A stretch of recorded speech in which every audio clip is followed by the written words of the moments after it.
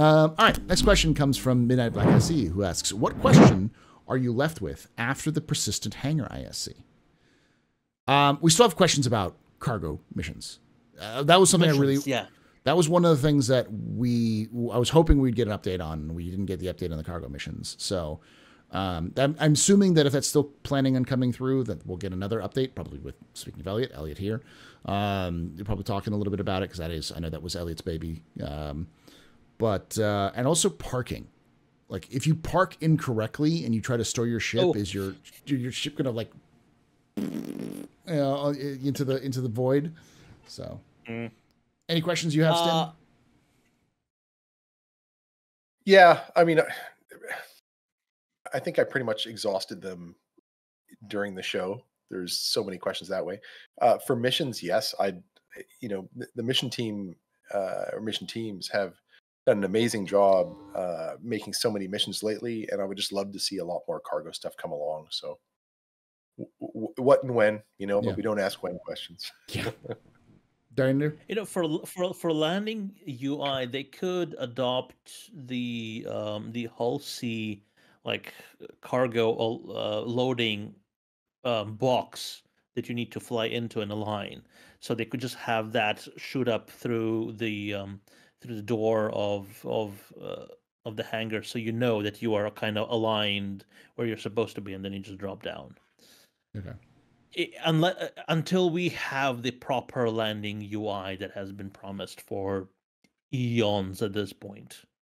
Okay. But Elliot says, next month report, he's written a ton of it. That's good. About mission. Yeah. Cargo stuff.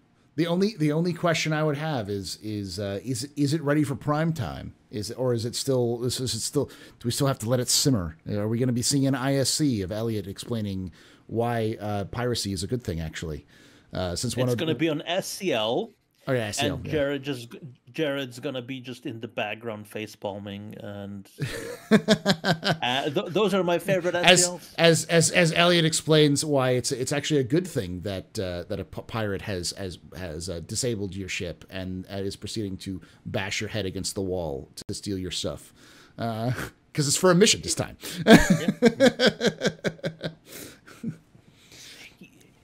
He's going to immerse your face into the dashboard.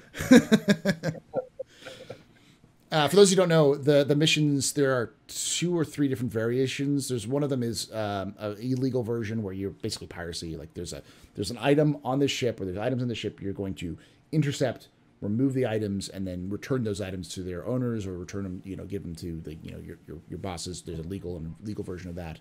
And then there's the legal and illegal versions of, like, pick up the stuff and move it from point A to point B. So another cargo mission that I think we talked about years ago on this is like a long running event for delivering raw materials for a certain, like, big build. Oh, like, yeah.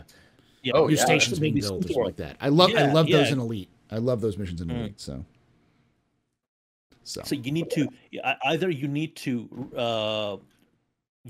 deliver all the unrefined ore to refineries, and refined ore to manufacturing facilities, and then materials to the actual destination. But it's going to be like maybe millions, but hundreds of thousands of SCUs of stuff that need to be transported all over, from planet to planet, to system to system. But yeah, this is what Quanta is meant to be doing, but players would want to do that too. Why not? It's the Helldivers 2 experience. If anyone has played Helldivers 2, where like you go do one mission that takes you 40 minutes and it's like 0.001% of liberation attached to it. So it requires hundreds of thousands of millions of people to do mission, or 100,000 people doing like 5 missions every hour to get to liberate a planet, because that's always fun. Because the devs would be like, this, it'll take them weeks to build this station, and like 2 days later they're like, we have all of the parts there. How did you do this? We didn't sleep. You gave us a challenge and we met it. So I love this sort of guys. It's like, I can reminds me of, it's like that story from the Hitchhiker's Guide to the Galaxy. It refers to the someone else's problem story that I alluded to before, and it's like one dude said in 1 year I'm gonna make this mountain disappear completely. And then, like 1 day before that, the mountain was still there. He had no idea what he was going to do, like what he was going to do.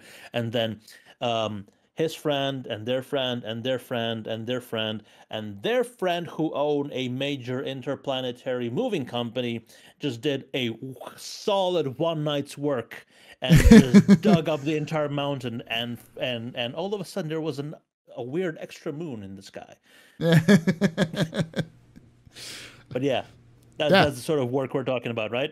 Yeah, no, definitely. I mean, anybody who's seen like those sorts of elites in the event an elite, or because like there was literally a community event like mission where they were building a new station, and so like everyone had to bring in like they had like a list of materials they needed to get done, and people would be bringing them in, and they buy those materials from you.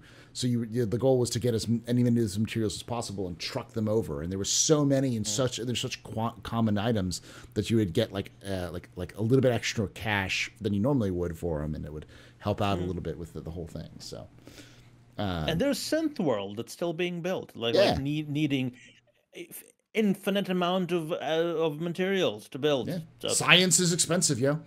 All right, and this has been around for a long time. Like, I can't remember what version of SimCity it was, but you could collaborate with other people that had cities near yours to build like an agriplex, or it would be there was all kinds of things that you can build and work on together. It's almost like a story arc, but simplified to really one arc and then done in parallel as opposed to in series. Yeah, so kind of a neat way of approaching it.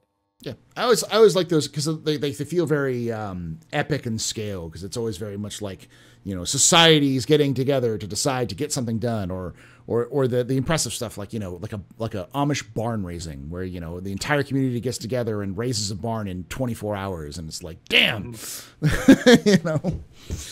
I'd like to thank you for watching, and if you enjoyed the video, think about tapping the like button, subscribing for more content, and hitting the bell icon to be notified when these release. I'd also like to thank those on screen now for supporting the channel financially. If you want to throw in a few credits, think about becoming a member on YouTube. And if you want a bit more for your contribution, join the Ko-fi or Patreon. Patreons and Ko-fi members get early, ad-free access to all videos, including exclusive early access to my long-running Complete History of Star Citizen lore series. Check those out now in the top right if you want to know what you're getting. And I want to hear your thoughts on this video and on any other lore topics in the comments below. And as always, remember, ex Historia ad Astra.